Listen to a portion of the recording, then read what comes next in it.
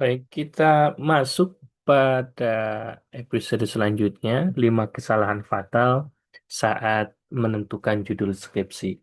Ini penting bagi mahasiswa terkait dengan apa sih kesalahan fatal terkait dengan penentuan judul skripsi.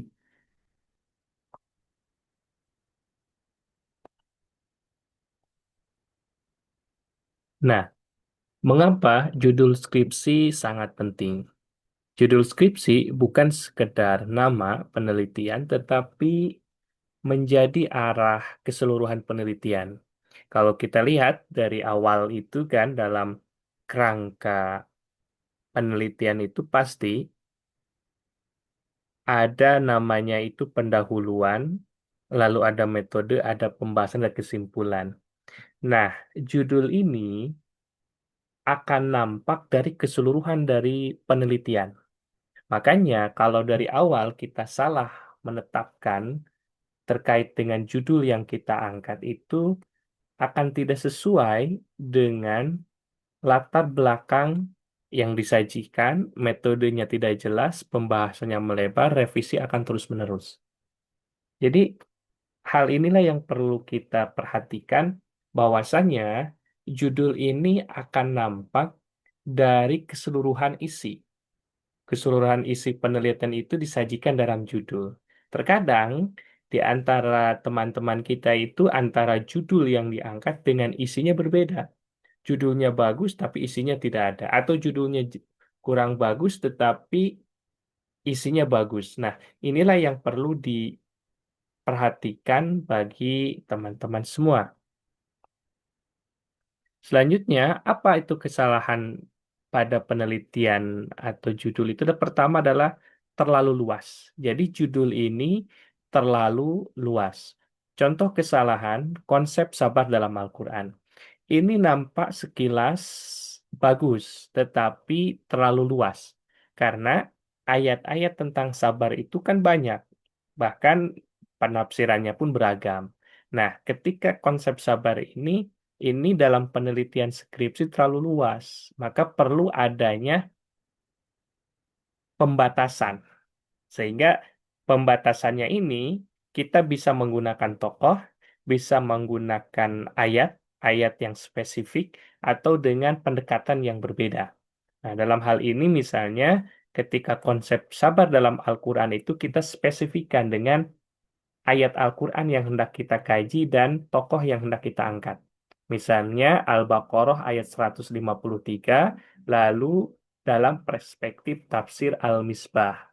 Nah, persempit dengan menentukan ayat spesifik dan referensi tafsir ini akan lebih spesifik terhadap maksud yang hendak diungkapkan. Maka yang pertama perlu diperhatikan adalah judul itu tidak boleh terlalu luas. Kalau judul terlalu luas, ini adalah kesalahan. Yang kedua, kesalahan kedua adalah tidak adanya masalah. Penting ketika kita hendak menulis skripsi ataupun penelitian yang lainnya, perlu ada masalah yang diangkat. Nah, kita akan lihat dua contoh. Pertama, tafsir tentang rizki dalam Al-Quran. Ini bukan penelitian, hanya menunjukkan informasi tentang fokus masalah. Padahal, skripsi itu harus menjawab pertanyaan spesifik dan bukan sekedar tema umum. Nah, makanya bisa jadi nanti ketika kita hendak mengungkapkan judul ini, kita bisa mengangkat masalahnya. Analisis konsep rezeki dalam Al-Quran dan relevansinya terhadap fenomena materialisme. Ini pertanyaannya jelas, apa yang dikaji dan masalah apa yang dijawab. Nah, yang kedua ini, masalah ini bisa diangkat di dalam judul ataupun tidak. Tetapi nampak judul itu menunjukkan bahwasanya ada permasalahan yang hendak diungkapkan. Sehingga nanti akan disajikan di latar belakang masalah. Nah, di sini judul yang hendak diangkat itu bahwasanya masalahnya pun nampak apa? Fenomena materialisme. Bahwasanya bahkan sebagian umat Islam menganggap rizki itu hanya materi. Nah, rizki itu hanya materi. Padahal rizki itu setelah kita kaji bersifat tidak hanya materi, bahkan non-materi. Nah, karena adanya fenomena materialisme, hendak diungkapkanlah apa itu rezeki ini dalam konsep yang tidak hanya materi yang dianggap dengan fenomena materialisme, tetapi ada bagian yang non-materi. Nah, itu terkait dengan kesalahan yang kedua. Kesalahan yang ketiga, ikut-ikut teman. Nah, ini yang paling sering itu bahwasanya ketika kita masuk ke perpustakaan, lalu ada judul, kita hanya tinggal mengganti objeknya saja. Nah, itu ikut-ikutan. Makanya masalahnya akhirnya kita tidak memahami isi penelitian secara mendalam karena hanya meniru tema orang lain. Dampaknya sulit menjawab pertanyaan ketika ditanyakan oleh pembimbing atau mungkin misalnya oleh penguji. Pembahasan tidak berkualitas dan kehilangan kedalaman analisis. Ingatlah, skripsi bukan lomba siapa cepat selesai, tetapi proses pengembangan kemampuan berpikir kritis dan analitis. Selanjutnya, kesalahan keempat terkait dengan tidak paham metode. Makanya penting ketika kita mengungkapkan sebuah permasalahan, lalu kita tahu judul yang hendak diangkat, kita harus paham dengan metodenya. Kenapa? Ketika kita tidak paham metode, akan mendapati kita dengan kebingungan. Ya, terkait dengan kebingungan. Kebingungan inilah yang akan membawa kita ketidakpahaman terhadap apa yang harus dilakukan. Dan ini berakibat kepada hasil karena judul tidak jelas, dosen pembimbing pun bingung memahami arah penelitian, maka solusinya pun tidak nampak.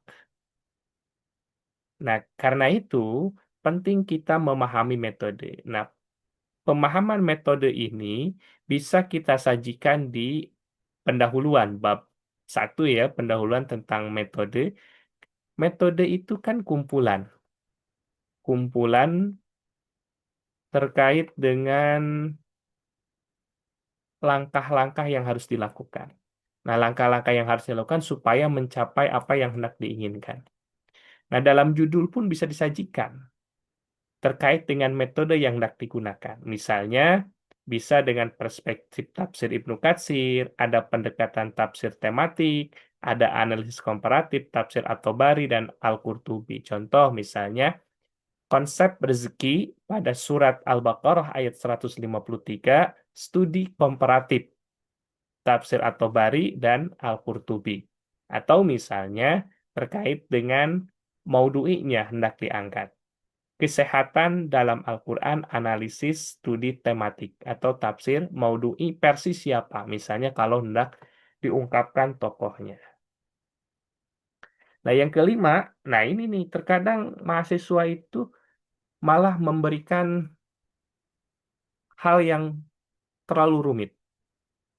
Kita hendaknya ingin mudah, tetapi malah membingungkan sendiri. Bahkan bisa tidak selesai.